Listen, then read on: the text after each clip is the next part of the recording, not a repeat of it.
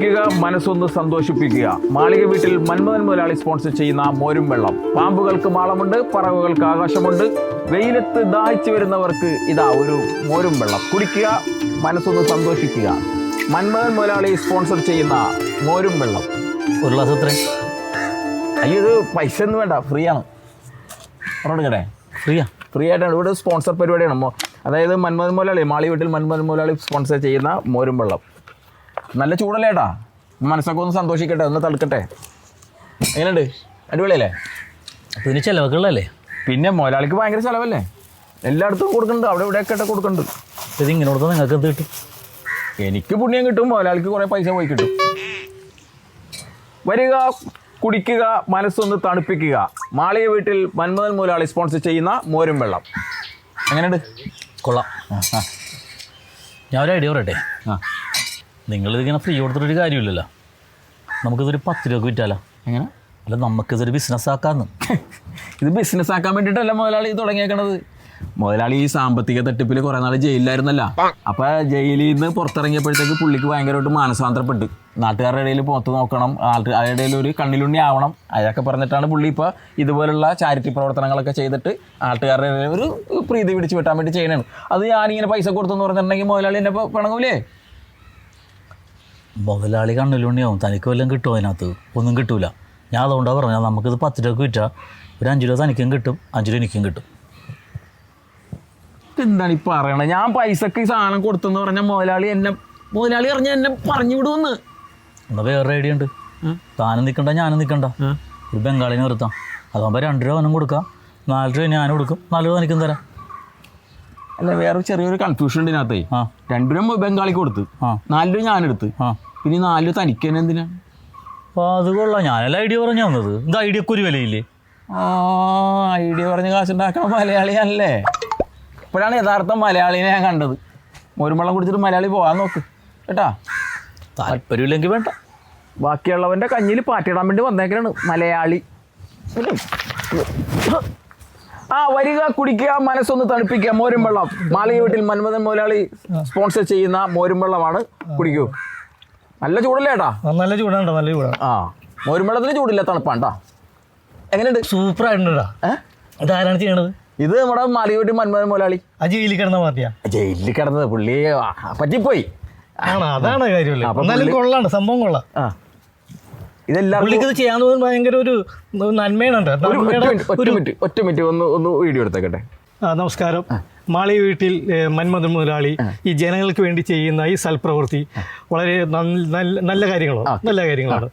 പുള്ളിക്കത് ഇനിയും ചെയ്യാനായിട്ട് ദൈവം പുള്ളി അനുഗ്രഹിക്കട്ടെ. എല്ലാ ഭാവങ്ങളും നേരുന്നു പുള്ളിക്ക് വേണ്ടി. നന്മമരത്തിന് നന്ദി. ഒരു ഗ്ലാസ് മോരും വെള്ളം കൂടെ എടുക്കട്ടെ? ഇനി പറയാൻ വാക്കുകളില്ല. അയ്യോ, എന്താണല്ലേ, കൊള്ളരുതായ്മയ്ക്ക് ജയിലിൽ കിടന്ന മനുഷ്യനാണ്. ഒരു മോരും വെള്ളം കൊടുത്തപ്പോഴത്തേക്ക് നന്മമരമാക്കി. ഇതാണ് നമ്മുടെ നാട്. മാളിക വീട്ടിൽ മന്മഥൻ മുതലാളി സ്പോൺസർ ചെയ്യുന്ന മോരും വെള്ളം. വരിക, കുടിക്കുക. പൊരിവെയിലത്ത് തളർന്നു വരുന്നവർക്ക് ഒരാശ്വാസം. ഇതെന്താ സംഭവം? ഇത് മന്മഥൻ മുതലാളി സ്പോൺസർ ചെയ്യണേന്ന് എല്ലാവർക്കും കൊടുക്കാൻ വേണ്ടി മോരും വെള്ളം. ഒരു ഗ്ലാസ് എടുക്കട്ടെ? അയ്യോ വേണ്ട, ഇത് ഫ്രീ ആണ്, എനിക്ക് പൈസ ഒന്നും തരണ്ട. പക്ഷെ ഞാനിത് കൊടുക്കണമെങ്കിൽ നീ എനിക്ക് 300 രൂപ തന്നെ. അതെന്താ പാടാണ്? ഞാൻ 300 രൂപയ്ക്ക് 4 പക്ക് അടിച്ചിട്ടിരിക്കുന്നു. ഇനി ഇതൊരു ഗ്ലാസ് കുടിച്ചാൽ കെട്ടിറങ്ങും. അപ്പൊ നീ 300 രൂപയ്ക്ക് ഞാനിതൊരു ഗ്ലാസ് കുടിക്കാം. അത് പള്ളിയിൽ പോയി പറഞ്ഞാൽ മതി. വെറുതെ എന്തിനാ ഇങ്ങനെ കുടിച്ച് കൂമ്പ് കെട്ടണത്? എല്ലാ ദിവസവും കുടിക്കോ? ഞാനങ്ങനെ ലോക്കൽ കുടിയന്മാരെ പോലെ ഒന്നുമല്ല. ആഴ്ച 3 ദിവസം. Yesterday, today, tomorrow. അത് കൊള്ളാല. അല്ല, ഇത് ആരാ നടന്നത്? അതല്ലേ ഞാനീ പറഞ്ഞോണ്ടിരിക്കണം, മന്മഥൻ മുതലാളിയാണെന്ന്. മന്മഥൻ മുതലാളി? അതായത് മന്മഥൻ മുതലാളിനെ അറിയാൻ പാടില്ല നിനക്ക്? നീ നിന്റെ അച്ഛനമ്മേനെ നോക്കാറില്ല. ആ ഒറ്റമുറി കിടക്കണ നിന്റെ അച്ഛനും അമ്മയെ ചൂടെടുത്തിട്ട് കിടക്കാൻ പറ്റാണ്ട് മന്മഥൻ മുതലാളി എടുത്ത് വന്നിട്ട് പറഞ്ഞു ഒരു ഫാൻ മേടിച്ചു തരാൻ. ഇപ്പൊ മന്മഥൻ മുതലാളി ഫാനല്ല മേടിച്ചു കൊടുത്താൽ, ഒരു AC ആണ് വെച്ച് കൊടുത്തേക്കണം. ആ AC-ക്കകത്താണ് ഇപ്പൊ അച്ഛനും അമ്മയെ കിടക്കണത്. ആ മന്മഥൻ മുതലാളി നിനക്ക് അറിയാൻ പാടില്ലല്ലേ? ആ മന്മഥൻ മുതലാളിയായിരുന്ന ആ നന്മ മരത്തിനോട് എനിക്കൊരു കാര്യം പറയാനുണ്ട്. പറയല്ലേ, ഒരു മിനിറ്റ്. ഇനി പറഞ്ഞു. മന്മഥൻ മുതലാളി നന്മ മരമേ, ഈ നാരങ്ങ വെള്ളവും മോരും വെള്ളവും ഒക്കെ നിർത്തി നല്ല തണുത്ത സോഡയും തണുത്ത വെള്ളമായിരുന്നെങ്കിൽ ഞങ്ങളെപ്പോലെയുള്ളവർക്ക് ഉപകാരമായതിനെ. ഇതാണ് പറയാനുള്ളത്. നീ ഇങ്ങനെ വെള്ളമടിച്ച് കിടന്നിട്ടുണ്ടെങ്കിൽ ഉണ്ടല്ലോ, പതിയെ പതിയെ മരണത്തിലേക്ക് ചെല്ലും. മതി, പതുക്കെ മതി. എനിക്കൊരു ധൃതിയില്ല. പതുക്കെ പതുക്കെ മരിച്ചാൽ മതി. അയ്യേ വേണ്ട അടുത്ത മലയാളി പൊന്നോ മന്മഥൻ സാറേ മന്മഥൻ സാറേ മന്മഥൻ മലയാളി മന്മഥൻ മലയാളി. ആ നീയാ എങ്ങനെയുണ്ട് നമ്മുടെ മോരുമ്പളം വിതരണം? അത് നടപടിയാവൂല മുതലാളി, രക്ഷയില്ല. രക്ഷയില്ല. പിന്നെ എന്താടാ ചെയ്യണത്? നാട്ടിൽ കുറച്ച് ചീത്തപ്പേര് കൊണ്ട് പിശുക്കൻ എന്നുള്ള പേരും ഉണ്ട്. ഇന്ന് ദാനശീലനാണ്, ഒരു അന്നദാന പ്രഭുവാണ്, കരുണാമയനാണെന്ന്. അതിനൊറ്റ പരിപാടിയേ ഉള്ളൂ. മുതലാളി കുറച്ച് പേർക്ക് പൈസ കടം കൊടുക്കണം. ചോദിക്കരുത്, തിരിച്ചു ചോദിക്കരുത്. അങ്ങനെയാണെങ്കിൽ മുതലാളി മരിച്ചാലും നല്ലതേ പോയിട്ട് പറയും മുതലാളിനെ കുറിച്ച്. ഇപ്പം ഞാൻ തന്നെ എന്തോരം ഉപകാരം ചെയ്തിട്ട് എത്ര പേർക്ക് ഈ ചൂട് പൊള്ളുന്ന സമയത്ത് ഫാൻ മേടിച്ചു കൊടുത്ത്, AC മേടിച്ചു കൊടുത്ത്, കണ്ണിൻ്റെ കാഴ്ചയില്ലാത്തവർക്ക് കണ്ണട മേടിച്ചു കൊടുത്തു, എല്ലാം ചെയ്യുന്നുണ്ട്. പക്ഷെ എന്നാലും നമ്മളങ്ങോട്ട് ക്ലിക്കാകുന്നില്ല. ഒന്ന് ആളുകളുടെ ഇടയിൽ നിന്നൊരു നല്ലവൻ, ഒരു ദാനശീലൻ എന്നുള്ള പേര് കിട്ടുക എന്ന് പറയണത് എനിക്കറിയില്ല. ഞാൻ വേദിക്കേണ്ട ഒരു കോടീശ്വരനാണ്. പൈസ എത്ര ഉണ്ടെങ്കിലും കൊടുക്കാൻ തയ്യാറാണ്. പക്ഷെ അതിന് നല്ലൊരു മാർഗം നീ കണ്ടെത്തണം. ആ ആരാണെന്ന് മനസ്സിലായ? ഇല്ല. മുതലാളിയിലെ അച്ഛനും അമ്മക്ക് ഒരു AC മേടിച്ചു കൊടുത്തില്ലേ? ആ ആ പുള്ളിക്കാരൻ്റെ മോനാണത്. എന്താ മോനെ വെറുതെ വന്നതാ? 2000 രൂപ പെൻഷൻ കിട്ടിക്കൊണ്ടിരുന്ന വെച്ചതാണ് എൻ്റെ അച്ഛൻ. അതിൽ 800 രൂപയായിരുന്നു കറണ്ട് ചാർജ് അടച്ചോണ്ട് വെച്ചത്. താൻ വന്ന് ആ AC വാങ്ങിച്ചു കൊടുത്തപ്പോൾ ഇപ്പം മാസം വരുന്ന കറണ്ട് ചാർജ് എത്രയാണെന്ന് അറിയാവാ? 8500 രൂപ. നാളെ 10 മണിക്ക് മുമ്പ് ആ കറണ്ട് ചാർജ് കൊണ്ട് അടച്ചോളണം. അവരെങ്ങാനും വന്ന് കറണ്ട് കട്ട് ചെയ്താൽ ഞാൻ ഇവിടെ വന്ന് തൻ്റെ തല കട്ട് ചെയ്യും. അതിന് മുതലാളിയുടെ മുടി വളർന്നിട്ടില്ലല്ലോ. അവൻ ആ കട്ടല്ല ഉദ്ദേശിച്ചത്. മുതലാളി അടക്കും, അടച്ചോളാം. അടക്കും. ഇല്ലെങ്കിൽ 4 അടിച്ചുകൊണ്ട് ഞാൻ ഡെയിലി ഇവിടെ വന്ന് പൂരപ്പാട്ട് പാടും. ആ നാളെ അടിക്കണ കാശുണ്ടെങ്കിൽ കൊണ്ടുപോയി കറണ്ട് ബില്ല് അടക്കാൻ പാടില്ലേ? എന്താടാ? അല്ല മുതലാളി അടച്ചോളാന്ന് പറഞ്ഞ. ആ അടയ്ക്കണം. ആ നിന്റെ മൂരും വെള്ളം കൊണ്ടോടാ ഇപ്പൊ? ഇല്ല, പൊളിച്ചു പോയി. ആ നന്നായി.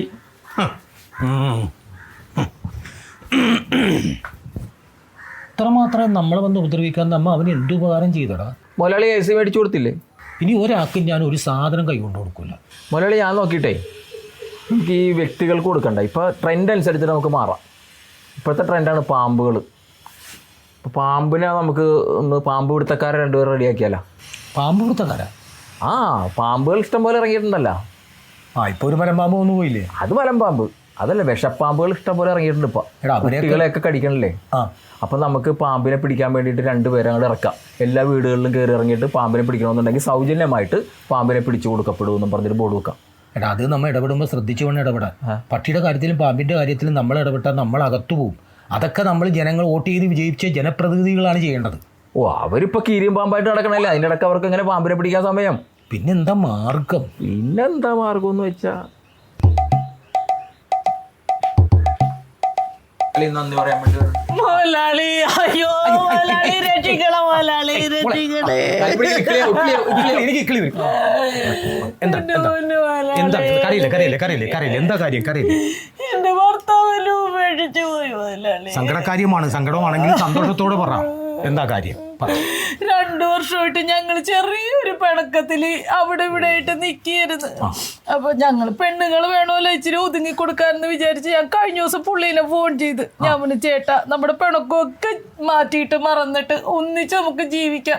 ചേട്ടനൊരു സന്തോഷമുള്ളൊരു വാർത്ത കേക്ക്, ഞാൻ ഗർഭിണിയാണ്, ഓടിയും കൊടുവാ എന്നെ കാണാന്ന് പറഞ്ഞു. 2 വർഷമായല്ലേ പണങ്ങി. അപ്പോഴാണ് പറഞ്ഞത്, നിന്നെ ഇനി എനിക്ക് ഒരിക്കലും വേണ്ടടി എന്ന് പറഞ്ഞ് ഫോൺ കട്ട് ചെയ്ത് കളഞ്ഞു. പോയാലേ എനിക്കിത് സഹിക്കാൻ പറ്റും. പോയ ഭർത്താവിനെ തിരിച്ചു കൊണ്ടുവരണം, അതാണോ? അങ്ങനെ വലിയ ആഗ്രഹങ്ങളൊന്നും എനിക്കില്ല. പിന്നെ എന്താണ് മോളുടെ സഹോദരിയുടെ ആഗ്രഹം പറ. വിരോധം ഇല്ലെങ്കിൽ ഈ ഗർഭത്തിന് ഉത്തരവാദിത്വം ഒന്ന് ഏറ്റെടുത്തിരുന്നെങ്കിൽ വലിയ ഉപകാരമായിരുന്നു. അല്ല ഗർഭത്തിന് ഉത്തരവാദിത്വം നമ്മൾ ഏറ്റെടുക്കില്ല, നമ്മൾ ചാരിറ്റി ചെയ്യും, ചിലപ്പോൾ ഗർഭ ശുശ്രൂഷകൾ ചെയ്യും, അതിനുവേണ്ട സഹായങ്ങൾ ചെയ്യും. അല്ലാതെ ഉത്തരവാദിത്വം ഏറ്റെടുക്കാന്ന് പറഞ്ഞാൽ എന്നെ പോലത്തെ ഒരാൾക്ക് ഞാനല്ല. അപ്പൊ ഈ ഗർഭത്തിന്റെ ഉത്തരവാദിത്വം നിങ്ങൾ മോളെ ആ സൈസ് എടുക്കില്ല. നമ്മൾ ബാക്കിയുള്ള ട്രീറ്റ്മെന്റും കാര്യങ്ങളൊക്കെ ചെയ്യും. മോളുടെ വേണമെങ്കിൽ പ്രസവരക്ഷ വേണമെങ്കിൽ ഞങ്ങൾ ഏറ്റെടുക്കാം. മോള് പോയി പ്രസവിച്ചിട്ട് പോവാ, ആ ഹോസ്പിറ്റലിൽ ചെലവ് ഞാൻ കൊടുത്തേക്കാം. ഓഹോ, അപ്പൊ നിങ്ങള് ഗർഭത്തിന്റെ ഉത്തരവാദിത്വം ഏറ്റെടുക്കൂലല്ലേ? ഞാൻ വേറെ ഏതെങ്കിലും ഒരു പയ്യനെ വേണമെങ്കിൽ ഞാൻ കാണിച്ചു തരാം, അവൻ എന്തെങ്കിലും ചില്ലറ കൊടുക്കാൻ അവന് വേണമെങ്കിൽ ഞാൻ ഏൽപ്പിച്ചു തരാം. അയ്യോ അതെന്റെ ലിസ്റ്റിലുള്ള ആരെ വേണേലും എനിക്ക് കിട്ടും. എനിക്കതല്ല വേണ്ടത്. എനിക്ക് നിങ്ങളെപ്പോലുള്ള സമൂഹത്തിൽ നിലയും വിലയൊക്കെ ഉള്ള ഒരാളെ, അതായത് ഈ പറഞ്ഞ പോലെ ഈ സമൂഹത്തിൽ അറിയപ്പെടുന്ന ഒരു യുവ രാഷ്ട്രീയ നേതാവോ അല്ലെങ്കിൽ ഒരു സെലിബ്രിറ്റി ആയിട്ടുള്ള ഒരു സിനിമാ നടനോ അല്ലെങ്കിൽ മുതലാളിനെ പോലെ സമൂഹത്തിൽ അറിയപ്പെടുന്ന ഒരു വ്യക്തിയോ അങ്ങനെയുള്ള ഒരാളിനെയാണ് എനിക്ക് ആവശ്യം. അല്ലാതെ ഇങ്ങനെ കാളികുളി കളിച്ച് നടക്കണ ഏതെങ്കിലും ഒരുത്തനെ അല്ല. ഞാനൊരു കാര്യം ചെയ്യാം. ഇപ്പം നമ്മൾ ഇത്രയും പറഞ്ഞ സ്ഥിതിക്ക് നാട്ടിക്കരുത്. ഞാൻ നല്ല ഈ മാന്യനായിട്ട് ജീവിക്കണം. ഇത്രയും ചീത്തപ്പേര് മാറ്റിയെടുക്കാൻ വേണ്ടി ചൽപ്രവൃത്തി ചെയ്യണേ. മോളുടെ ഗർഭത്തിന്റെ ഉത്തരവാദി ഇവനും ഏറ്റെടുത്തോളും, ഗർഭത്തിന്റെ ചെലവ് ഞാനും ഏറ്റെടുത്തോളാം. അയ്യേ ഈ ഊളേനൊക്കെ ആർക്ക് വേണം? ഒരു കാര്യം ഞാൻ പറഞ്ഞേക്കാം, നിങ്ങൾ എന്റെ ഗർഭത്തിന് ഉത്തരവാദിത്തം ഏറ്റെടുത്തില്ലെങ്കിൽ ഏറ്റെടുക്കണവരെ ഈ മുറ്റത്ത് ഞാൻ ഗർഭ സത്യാഗ്രഹം നടത്തും. മോൾ ആദ്യം പ്രസവിക്കും, ബാക്കി കാര്യം ഞാൻ ഏറ്റു. ശരി, ധൈര്യമായിട്ട് പോയിക്കോ. ഇപ്പൊ ഈ പറഞ്ഞത് എന്തെങ്കിലും വാക്കു വ്യത്യാസം വന്നാ അടുത്തൊരു ഗർഭമായിട്ട് രണ്ടാമത് എന്നെ ഇവിടെ വരുത്തിക്കരുത്. വരുത്തിച്ച ഇതിനുള്ള മറുപടി ഞാൻ അപ്പം തരാം. കേട്ടല്ലോ പറഞ്ഞത്? മലയാളി പെണ്ണ് വിചാരിച്ചാണ് ഇതുപോലത്തെ പെണ്ണ് വിചാരിച്ചിട്ട് പലരും MLA സ്ഥാനം വരെ പോയിട്ടുള്ളതാണ്. എന്തെങ്കിലും ഒരു കാര്യം ചെയ്തു കൊടുക്കും. നമ്മൾ ചിത്തപ്പേരി പോകുമെന്ന് എനിക്ക് തോന്നുന്നില്ല. മലയാളി ഈ പരിപാടി നിർത്തിക്കളയാനായിട്ടാ നല്ലത്. നെഞ്ചടിപ്പ് ഇപ്പോഴും മാറിയിട്ടില്ല. ഗർഭത്തിന്റെ ഉത്തരവാദിത്തം ഏറ്റെടുക്കണമെന്ന് ആണക്കേട് കുടുംബം തകർന്നു പോകില്ലേ? ഉള്ള പേര് കൂടി പോവും. ഇതൊക്കെ വിട്ട് നമ്മൾ നടപ്പ് രോഗികൾ വേണ്ട, എൻ്റെ ലിസ്റ്റിലില്ല. നടപ്പ് രോഗികൾ നമ്മൾ എന്തെങ്കിലും ചെയ്താൽ അവരെ ഒന്ന് നടന്ന് ഒന്ന് തെറി പറഞ്ഞിട്ട് പോകും.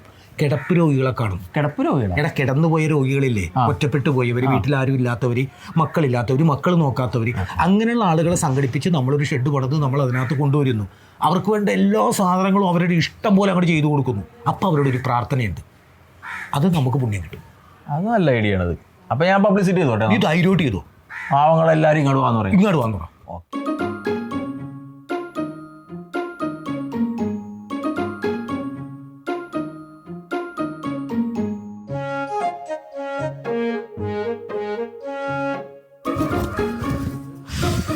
നമസ്കാരം.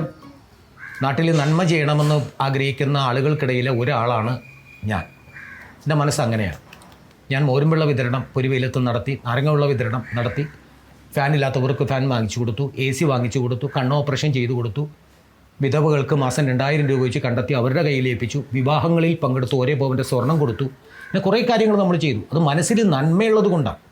നമുക്കല്ലാതെ വേറെ ഒന്നും വേണ്ട, നിങ്ങളുടെ പ്രാർത്ഥന മതി. അർഹരായവർക്ക് അത് കിട്ടണമെന്നുള്ളൊരു ആഗ്രഹമാണ് എൻ്റെ മനസ്സിലുള്ളത്. അതിനുവേണ്ടിയാണ് ഞാൻ തുടങ്ങിയിരിക്കുന്നത്. ഇന്നിപ്പോൾ 5 പേരുണ്ട്, 5 പേരും കൂടി വരുന്നുണ്ട്. ആ 10 പേരാണ് നിങ്ങൾ ഈ ഷെഡിൽ. ഇതുപോലെ 3 ഷെഡ് നമ്മൾ റെഡിയാക്കിയിട്ടുണ്ട്. അപ്പോൾ നിങ്ങൾക്കുള്ള എന്ത് ആഗ്രഹങ്ങളും സാധിച്ചു തരാൻ വേണ്ടിയിട്ടാണ് ഞാനും എൻ്റെ വിശ്വസ്തനായ സഹപ്രവർത്തകനും കൂടി ഇതിന് തുനിഞ്ഞിറങ്ങിയിരിക്കുന്നത്. മാസം നമ്മളൊരു 5000 രൂപയാണ് നിങ്ങൾക്ക് തരാം. വേണ്ട, കൈ ഒടിഞ്ഞിരിക്കുകയാണ്, തല ആട്ടരുത്, ഓപ്പറേഷൻ കഴിഞ്ഞതല്ലേ എന്നല്ലേ എന്നോട് പറഞ്ഞത്. അപ്പോൾ അത് അർഹതപ്പെട്ടവർക്ക് നിങ്ങൾക്ക് കിട്ടും.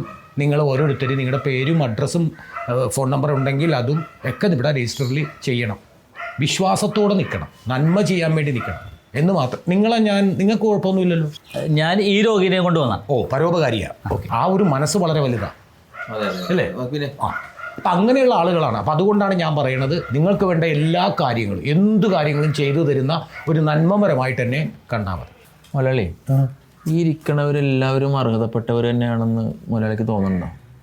നമ്മൾ നന്മ ചെയ്യാൻ ആഗ്രഹിച്ചതാണ്. നമ്മളെ പറ്റിക്കാൻ ആരെങ്കിലും വന്നിട്ടുണ്ടെങ്കിൽ അവരെ പറ്റിക്കാനുള്ള വിദ്യ നമ്മുടെ കയ്യിലുണ്ട്. ആ തലയെ കെട്ടിക്കിട്ടിരിക്കണവന് എന്തോ ഒരു പന്തികേടുണ്ടല്ലോ, ഞാൻ എവിടെയോ വെച്ച് കണ്ടിട്ടുണ്ട്. എടാ, അങ്ങനെയുള്ളവന്മാരെ കണ്ടുപിടിക്കാൻ എൻ്റെ കയ്യിൽ അതിലും വലിയ പ്ലാനുണ്ട്. അതെന്ത് പ്ലാൻ? ഇപ്പോഴത്തെ ട്രെൻഡാണത്. അതെന്ത്? നിനക്ക് കാണണം.